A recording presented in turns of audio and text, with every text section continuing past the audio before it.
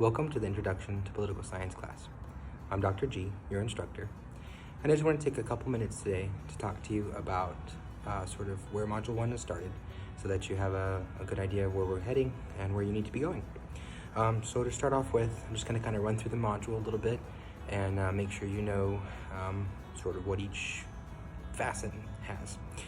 So to start, the difference between government and politics. There's a pretty deep distinction between these two, and they get conflated sometimes, but just so you know, government is the institution or institutions established to govern by laws, constitution, whatever. Politics, on the other hand, is sort of the interactions or the theories behind the balance of power, who has authority, all that sort of stuff. And politics plays a role in our life every day in all that we do, in all the interactions and relationships that we have. So political science is not the study of governments. It's the study of politics, study of power. So just be aware of that distinction when we're moving forward, and know that we want to not confuse those two. We're here to study political science, and as you do your readings, hopefully it'll become a little more clear what political science is to you. Be aware that there are lots of buzzwords that people throw around that really don't have a lot of meaning, but you're going to hear them a lot in this field. Words like freedom, liberty, equality, globalization, and when we use these words, they don't have any meaning of their own. They have the meaning that we give them. So for example, I'll pick on equality for a second. So people love to use the word equality and throw it around like it's the solution to all things, right? But in actuality, there are all different kinds of equalities that we have to be aware of. You know, there's equality of opportunity, and then there's equality of results. So for example, if we're going to run a race, and I want an equality of opportunity race, then I would have everyone start at the same line, and then we would blow the whistle, shoot the gun, whatever, and have everybody start at the same place, and that's equality of opportunity. But if we were going to have an equality of results race, then I would take into account each person's ability, and I would put them at different starting points, or give them different head starts so that we all have an equal chance of reaching the finish line at about the same time. So I'm 30 years old and an able-bodied male. If I were to run a race with, my 50-year-old mother, it would not be an equal race if we started at the same point, in terms of possibility of each of us winning. But it might be if we used an equality of results. So that's something else we have to think about when we're using words. Other words you might come across, development has basically no meaning. We just throw it in there whenever we mean something's changing, hopefully for the better. Yeah, those are kind of the top ones right now. Other questions thrown out is political science a science? The answer to that is depends on who you ask, right? So it's definitely a social science, but are the social sciences sciences? How do we compare them to hard sciences? Things like biology and chemistry that have, quantifiable, testable results, right? Can I take a look at what causes democracies to form the same way that a chemist might look at how do we get salt? And so we use similar strategies, but a chemist would come back and say, well, we know what we add together and under what conditions, and we will always get salt. But a social scientist comes back and says, well, under these conditions, democracy is likely, but we're never sure of anything, and that much I'm sure of. Other things you got to watch out for: different types of government. Here in the United States, we say that we love democracy and we love republics and we love presidencies and all that, but they're all different kinds of governments, and no government is more right or wrong than any other government. They all have their pros and cons, and we have to watch out for any sort of exceptionalism. The United States loves to think itself exceptional. We think we're the best, the freest, the smartest, the craftiest, the newest, whatever. And in actuality, we are the ist of basically no category. Anything that gets measured, the U.S. never comes in top. So another something to be aware of when we're moving forward in political science is to watch out from our own perspective, our own biases, If you were born and bred in the United States, you probably grew up believing things like, there was no other country like the U.S. before it was established. The founding fathers were, divinely inspired. No other country has the freedoms we have. No other country has the rights we have. No other country has fought so hard for it, blah, blah, blah. None of that's true. We get indoctrinated with those things. That has everything to do with our ideology. An ideology is basically just a system of beliefs that govern our actions. So it can be the smallest thing, right? So if you're walking along a street and you see $5 on the ground, what do? So your ideology kicks in, right? You might say to yourself, well, if I'm alone on the street, I just pocket it, right? Or you might say, well, if there's someone nearby, I might ask that person if they've lost money.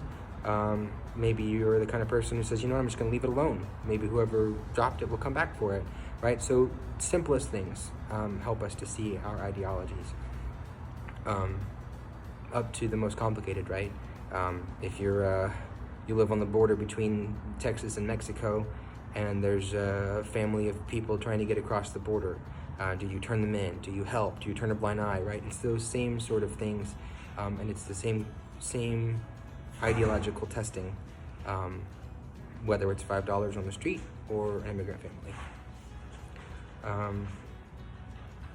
Other terms you have to be aware of, aspects that are really important in political science, power and authority.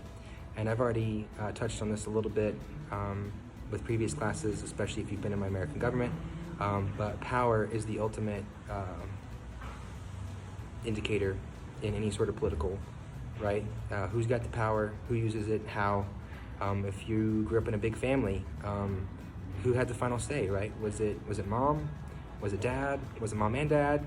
Was it your baby brother? Who always was the one who got to put his or her foot down, or maybe a couple people got to put feet down, right? Or was your family super democratic and you voted on everything and it was always majority rule? Then it comes down to questions of when you have power. Is power hard power or is power soft power, right? So if you lived in a family, let's say you had a big family, and mom and dad both worked and they made all the money, but your little brother or little sister was super good at whining, and so mom and dad caved in a lot to the little brother or sister. Well, mom and dad really have all the hard power, right? They make the choices, they drive the car, they have the money. Those are the things that are, quote unquote, true power. But if you're really good at whining, then that soft power kicks in. Maybe you've been in relationships, right, where somebody uses attractivity to get away with things. So those are soft power. It's sort of a manipulative power.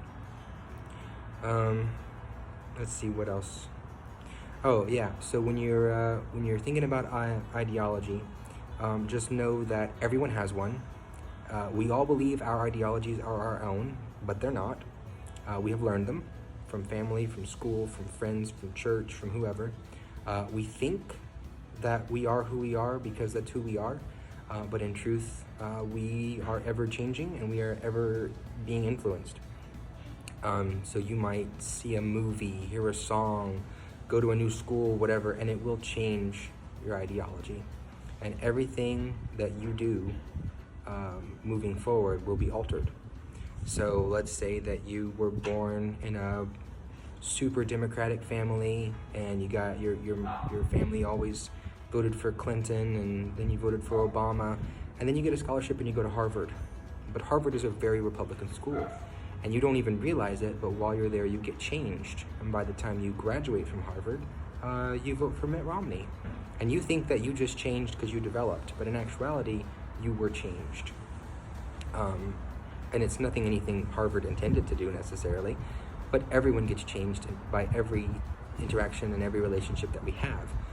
That's how ideology works, and the choices you make get either affirmed, you make them and then good things happen, or they get, denied. You make them and then something bad happens and your ideology evolves. You don't change ideology, you don't do it consciously necessarily.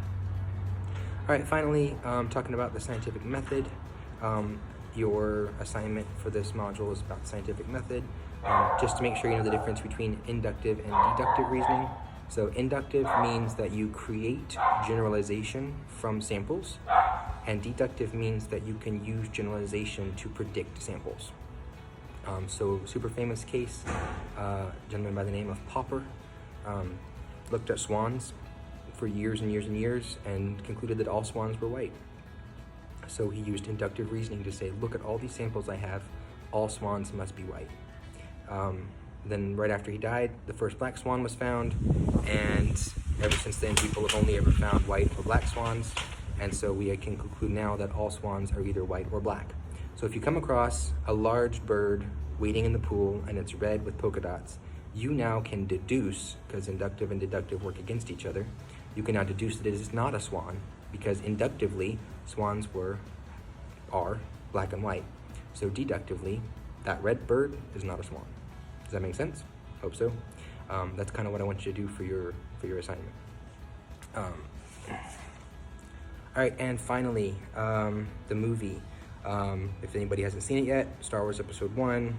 You're really late to the ball game, but that's okay. 2 things I want you to keep an eye out for that'll help you with your movie quiz. Number 1, pay close attention to the vote of no confidence in Chancellor Valorum. And number 2, know that in a later movie, Mace Windu claims that the Jedis are keepers of the peace, not soldiers. So maybe that'll help. Anyway, glad to have you all in class. Feel free to email me with any messages. I'll talk to you guys on the discussion board, and I will post another video for Module 2. So thanks for joining, and hope everything's going well. I hope everyone had a good weekend, and I will see you all later. Bye.